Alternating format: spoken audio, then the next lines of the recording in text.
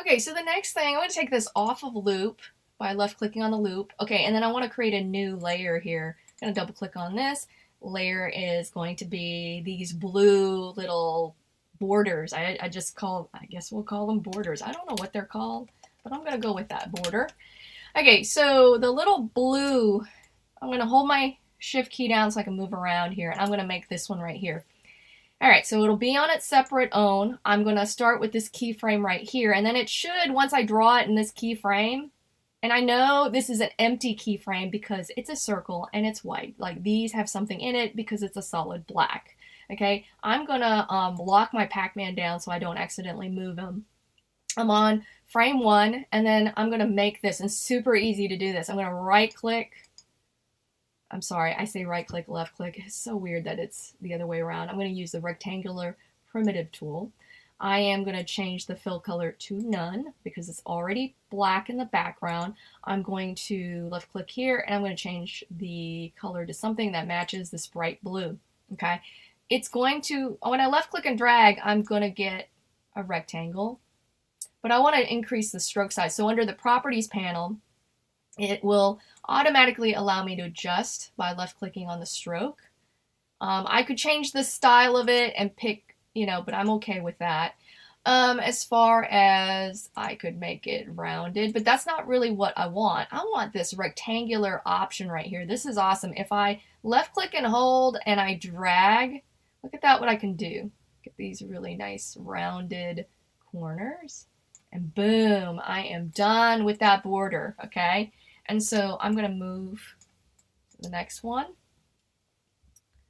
So that gives you those borders there. And so I'm going to do this one. See, and it picks up the preferences. And then I'm going to grab this one. I'm going to hit the Q. Lets me resize it as I need. It's always, and if you don't, like I said, if you don't like where it resizes it, do it from the corner, and then when you click on it, you can resize it right there. And I can move it, left click and hold and move it. Okay, all right. So I've got these two shapes here, and these are a little bit odd. Okay, I'm going to pause the video for just a second, and then I'm going to go back to this. Okay, so we kind of left off where we had these two shapes here, but I want to get rid of the middle section here. So I'm going to left click on it. I have my selection tool on. And then when you go to the properties panel right here, I can break it apart. So that if I hit left click on that, you see how it changes into those little dots here. And then I'm going to do the same for the other one. I'm going to left click on that. I'm going to break it apart. So now I can use my selection tool, and I can go in and then I can left click, hold, and drag, and it's going to highlight that section. I can hit the delete key. I can just left click on it, hit delete, left click on it, hit delete. I can also hover in the corner here, and it should let me adjust. So see how I get that L, and then I can left click and hold it, and I can move this. I'll left click on this, hit delete, left click on that, hit delete. And then I'm going to hover in the corner. I'm going to adjust to kind of smooth that out. See, I can even adjust this and this curve here. And if I hover, so this part just getting used. There we go. I could adjust, kind of smooth that out.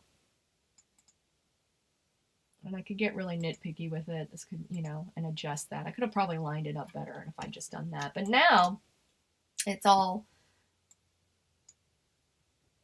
The inside is gone. I can then left click on that, and then I've actually joined it back together as an object. Okay, so then when I click on it, I can just, it's all one piece. Okay, so that's how you would get those odd shapes like that.